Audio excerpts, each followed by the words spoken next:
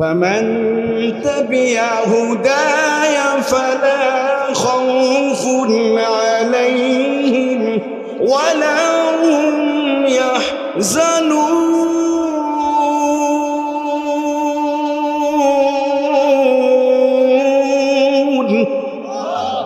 ঘোষণাটা কার? আল্লাহ রাব্বুল আলামিন বলে কোরআনটা তোমরা মেনে নেবে। কোরআন তো এসেছে রাষ্ট্র পরিচালনা করার জন্য। মানুষ মরার পরে কোরআন তেলাওয়াত করে কোরআনটাকে পাঠানো হয় নাই ঘরে ঘরে কোরআন টুসদানে থাকবে এই জন্য নয়। কোরআন এসেছে মানুষের পথ আর দেখানো, রাস্তা দেখানোর জন্য। কথা বলো ঠিক কিনা? এই জন্য আমার পরিবার আল্লাহ কোরআনে অন্য সূরার মধ্যে আল্লাহ বলেন কিতাবুন আনজালনাহু ইলাইকা লিতুখরিজান নাস মিনাল যুলুমাতি ইলান নূর। আল্লাহু আকবার। এই কিতাবকে আমি আল্লাহ পাঠিয়েছি মানুষকে অন্ধকার থেকে আলোর দিকে ফিরিয়ে আনার জন্য।